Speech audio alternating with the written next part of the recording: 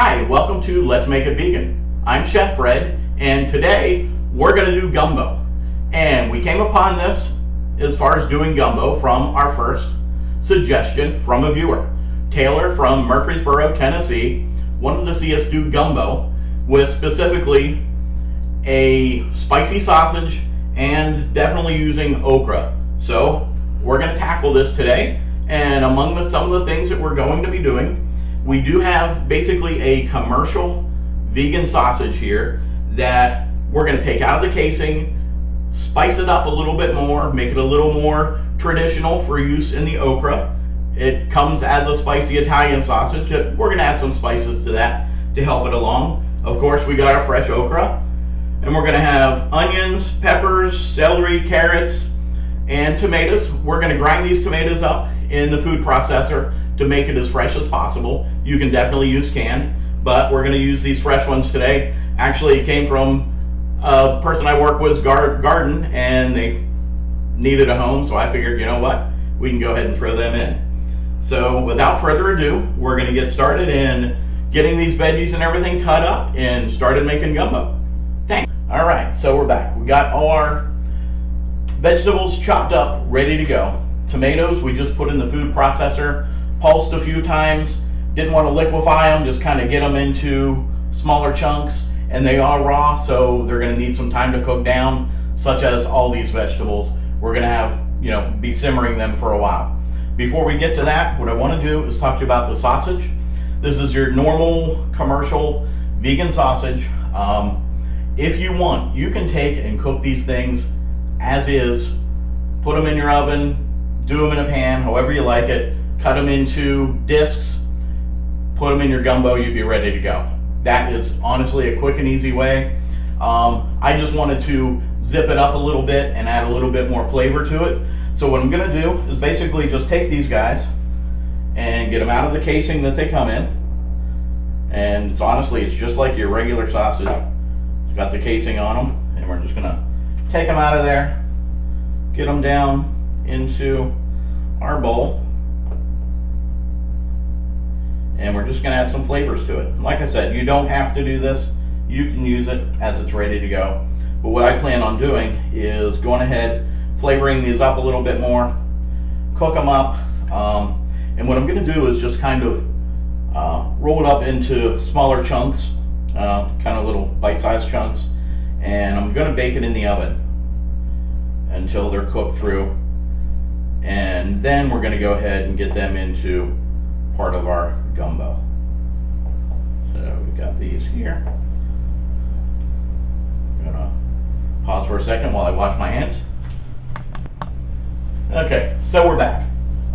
Anytime you're making gumbo, there are certain flavors and heats and things that you do want to do. Gumbo filet is something that's really important. It's basically ground sassafras leaves, and this is a taste and a substance that's very traditional in gumbos. I'm going to add a little bit of that to the sausage for flavoring.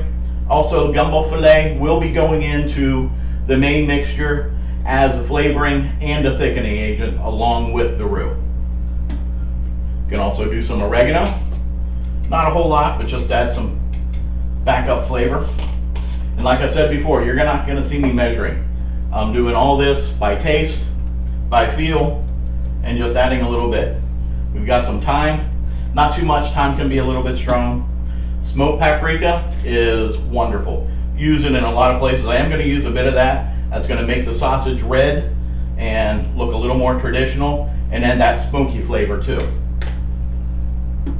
And some cayenne pepper, just to pick up the heat a little bit. I'm not going to do a whole lot. Maybe just a couple shakes, and that's it. Going to turn up the heat and get that in here, and we're just going to mix these guys up and get the flavors all mixed in there.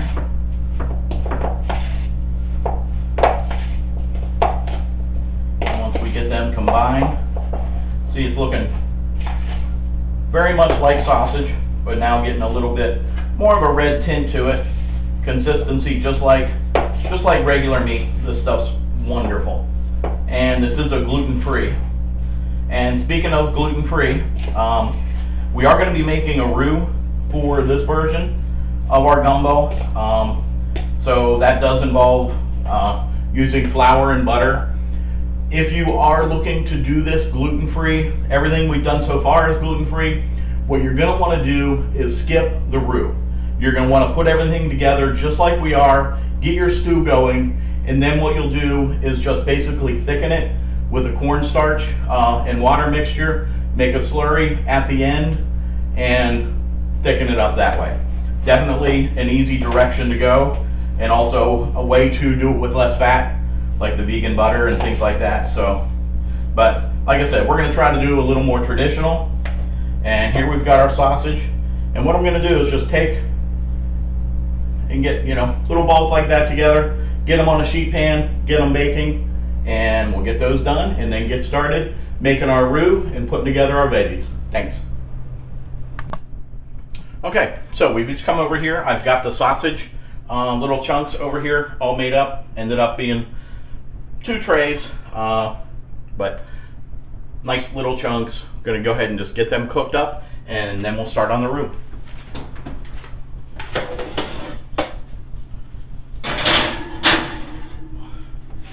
This is just regular 350, and we'll let them go till they get cooked up and solid.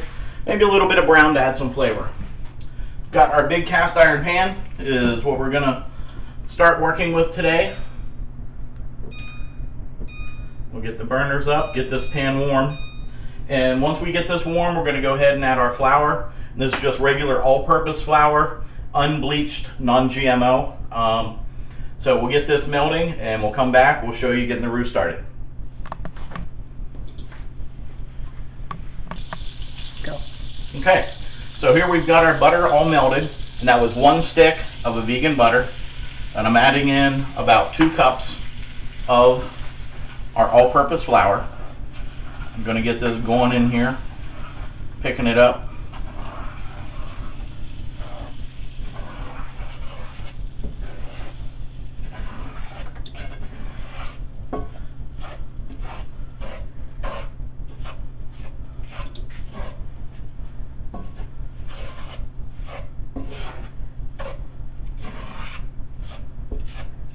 And we're probably going to be ending up using some more butter.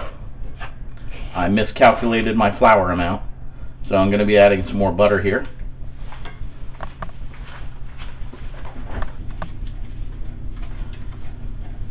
And we're probably going to end up with too much roux. So what we'll do is once this is finished, we'll just take some out, save it for the end in case we need a little more thickening on it.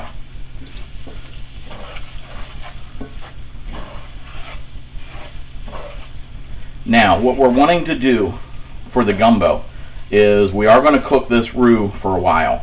We want a darker or a brown roux for making this, as opposed to a light roux that you would use when you're making other sauces like bechamels and things like that. You usually use a lighter roux. A lighter roux has more thickening power than a darker roux, but the darker roux comes up with more flavor, a nuttier flavor, which is what we're wanting in the gumbo. So we'll let this cook here for a while, and now we're getting to the consistency that we want. And we're going to let this guy go ahead and cook down and keep stirring it. And as it's going, it's going to get a little darker and darker. And honestly, this may take 15-20 minutes to get it complete. Got a fairly low heat on it, but this pan conducts heat really well, so I don't really think I want to turn it up. We'll just let it carry through and cook down, and I'll catch you in a few minutes once we get this thing going. Alright, now we're starting to pick up the brown toastiness, and you can definitely smell it at this point, that it is starting to smell a little bit toasty. And this brown color is exactly what you're looking for. So what we're going to start doing at this point is adding our veggies. We got an awful lot of them here, so might not add exactly all of them, but we'll see what we can get in here. Get the tomatoes in here, maybe add some vegetable stock to add some moisture so we can get this stewing for a while and get all those veggies cooked down. So we'll start getting some things in here. We've got our celery, we'll go ahead and get them in. Some of the carrots, that's pretty good. We've got chopped garlic. I'm going to put all that in. I always need garlic. Our yellow peppers. And these were the yellow peppers that we got in the Misfits basket from the last one. So we'll get that in here. Get these guys mixing up. We got some jalapenos. We'll add a few of those. Onion, definitely. Definitely get a good bit of red onion in there for some nice flavor. And because we want to get some liquid in there right now, we're going to start adding some of these tomatoes. I don't know if we'll get them all in here, but want to get some tomatoes going. That'll be our base. Maybe get some more of the juice in there. We'll see what that does at this point. And our okra. We'll get probably about that much okra in there. And looks like we will have enough room for some more tomatoes. And now what I am going to do is I have some vegetable stock that I had mixed up previously. And we're going to go ahead and get that added in here. And we'll give that a stir up. See what we got going on.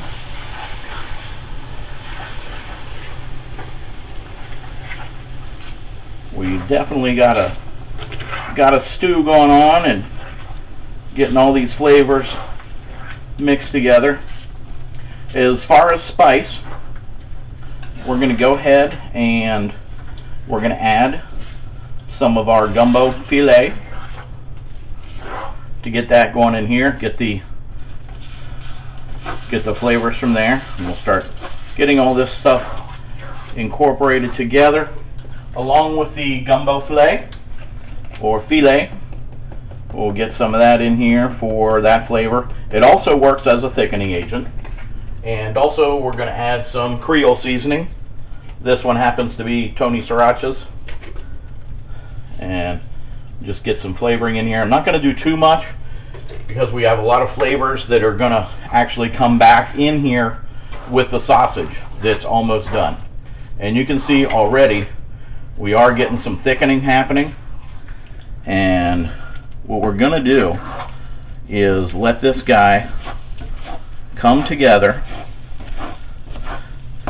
and simmer. I'm probably going to add some more broth to thin it down a little bit. And we're going to let this sit on low and stew to get all these vegetables cooked. And once these vegetables get cooked through, we'll then go ahead and add our sausage. And actually, let's go ahead and get that sausage out of the oven right now. I think we're ready here. Yep, they look good. Getting some browning on them. So that's our little sausage chunks. And remember, these were flavored up too. So when we get those guys in here, that's going to help bring some more of that flavor into the whole mixture. And I am at this point going to go ahead and add some more of the vegetable stock. Bring that up. I'm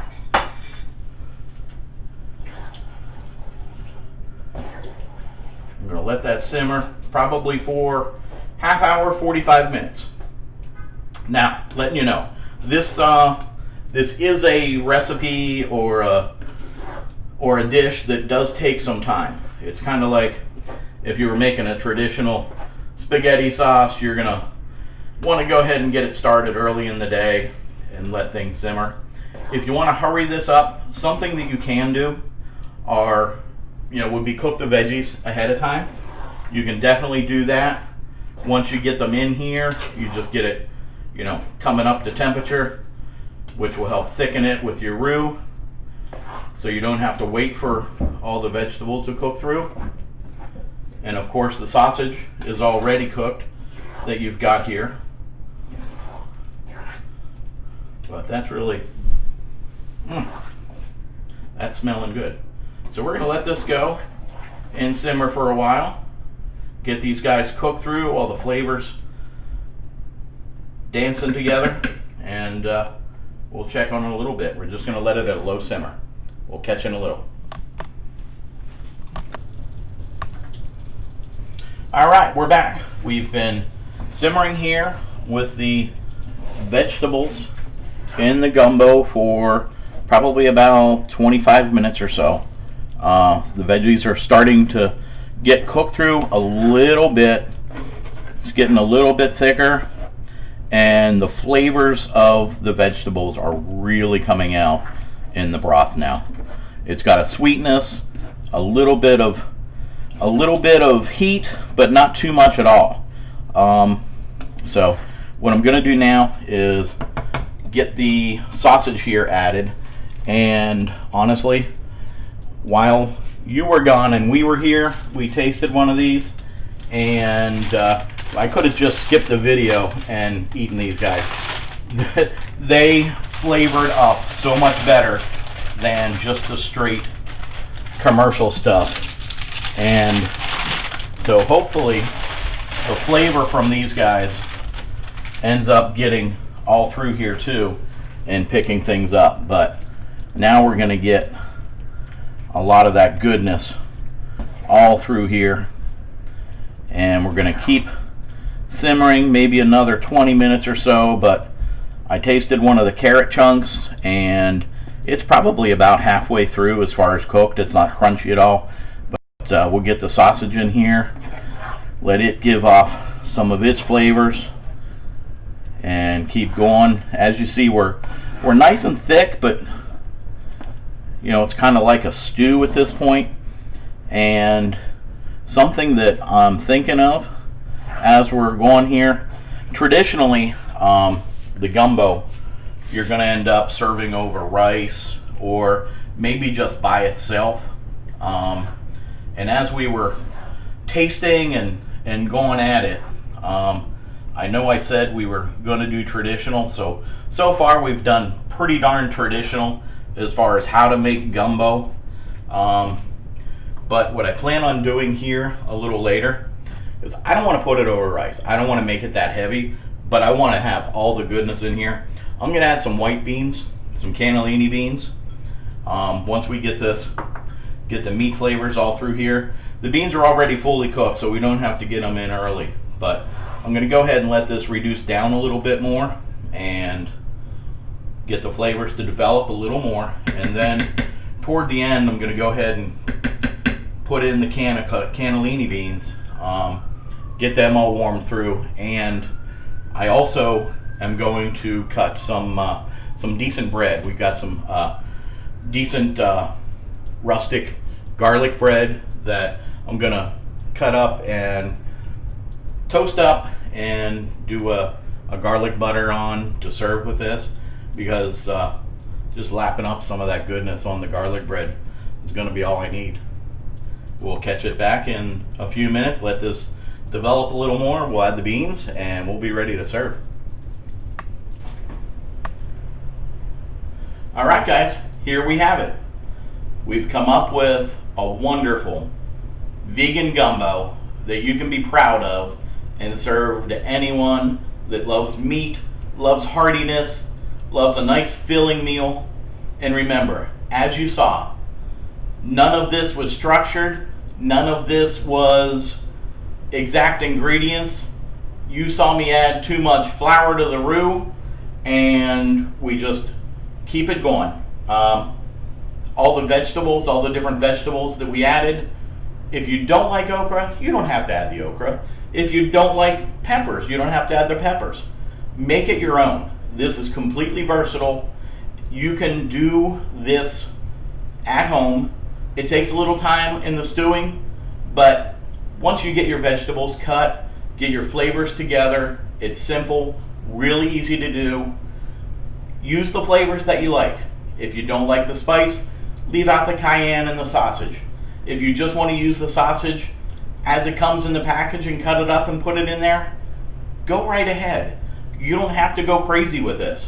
For me, my little addition was adding the beans at the end in order to make it a little more hearty and not have it over rice. If you don't want to add the beans and have it over rice, that's completely up to you. But we have a very filling, very flavorful meal right here, ready to go. And yeah, it took a little while, and as I said, you don't have to follow everything that I did. If you do want to make this gluten-free, instead of doing the roux at the beginning, just do a cornstarch slurry at the end and thicken it, and you can come out with basically the same thing. I really want to urge, get out there, start playing with it. I want to thank Taylor for suggesting this recipe, or my version of this recipe, and I want to encourage everyone out there to like and subscribe, but also give me your comments, give me your questions, let me know what you think, and definitely let me know the kind of things that you want to see. We don't have to do something this involved every time. It can be more simple, 5-10 minute kind of things in order to, give you an idea how to do it maybe in an easier way. But we created this, and with your suggestions we can create a lot more. Let's get this plated up and see how it looks. I can't wait to get into this stuff myself. But we've got the sausage and all that veggie goodness, and as you can see here, it's definitely thick and rich. And we put together the garlic bread, and the garlic bread was made with roasted garlic. So we just basically roasted a big old head of garlic, put it in some vegan butter, spread it on here, got it in the oven, and I think that might be to your liking. It's definitely to mine. And thank you for tuning in, and as I said before, like and subscribe, send me your suggestions. Thanks for being here. I appreciate it.